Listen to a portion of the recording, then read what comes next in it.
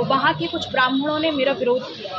मतलब पटेल जाति होने के कारण मैं एक धर्म का प्रचार कर रही हूँ, और धर्म का प्रचार जाति से नहीं, कोई भी कर सकता है। जो ज्ञानी है वही पंडित है, तो कोई भी कर सकता है। जबलपुर में उस वक्त हंगामा मच गया जब एक कथावाचक के कथा सुनाने का विरोध किया गया।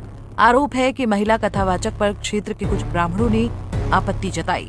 अभी भी पुरानी सोच रखने वाले कुछ ब्राह्मणों पर आरोप है कि उन्होंने गैर जाति का होने पर कथा का विरोध किया।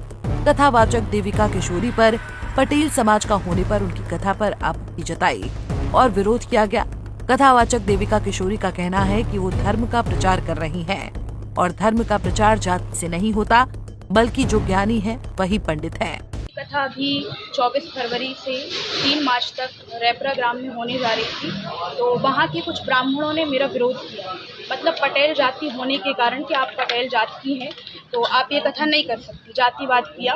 और जैसा कि वहाँ से फिर सूचना आई तो मेरे पिताजी वहाँ पर गए, तो मेरे पिताजी को भी उन्होंने गालियाँ दी, मारने की धमकी दी, मुझे दी। तो अगर आप कथा करेंगे तो हम ये कर देंगे, वो कर देंगे। तो मैं शासन से मतलब ये निवेदन करना चाहती हूँ कि आप मुझे सुरक्षा दें। सरकार से भी ये मांग करती हूँ कि मुझे सुरक्षा दें और मुझे कथा करने की अनुमति दें, क्योंकि मैं एक धर्म का प्रचार कर रही हूँ, और धर्म का प्रचार जाति से नहीं, कोई भी कर सकता है। जो ज्ञानी है वही पंडित है, तो कोई भी कर सकता है। बस मैं इतना ही कहना चाहूँगी, आप लोग मेरा सभी सपोर्ट करें। ग्राम के समस्त लोगों ने विरोध किया है कि कुछ लोग? कुछ ब्राह्मणों ने विरोध किया है।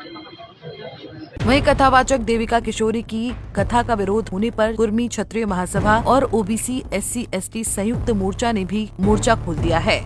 इस कृत्य को उन्होंने मनुवादी सोच करार दिया है और इसके विरोध में पनागढ़ थाने का घेराव कर दिया। कुर्मी क्षत्रिय महासभा का कहना है कि एक ओर तो हिंदुओं के एक होने का नारा दिया जाता है और दूसरी ओर हिंदूवाचक का ही विरोध किया जाता है। ये सब सहन नहीं होगा।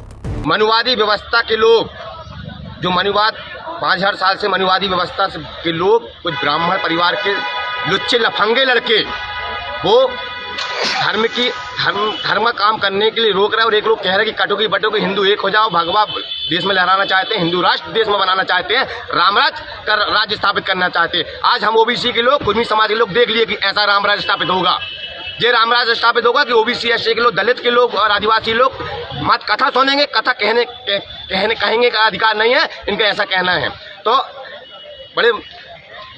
बड़े रूम में उनको दम दी जा रही है। ब्राह्मण समाज के असामाजिक तत्वों के कुछ लड़के हैं, ब्राह्मण समाज के लड़के, वो आज उनको कुर्मी समाज की बिटिया को दम दे रहे हैं कि आप कथा नहीं करवाओगे, इन्हें जान से मार देंगे। ये कथावाचिका देविका पटेल द्वारा जो कथा का आयोजन 24 तारीख को था, उस पर ब्राह्मण समाज के द्वारा उस बेटी को यह कहते हुए रोका गया कि मनुस्मृति में इस तरह की कोई व्यवस्था नहीं है कि कोई पटेल समाज का और कुर्मी समाज की बेटी कथा कर सके या ओबीसी SC/ST के लोग कथा कर सके।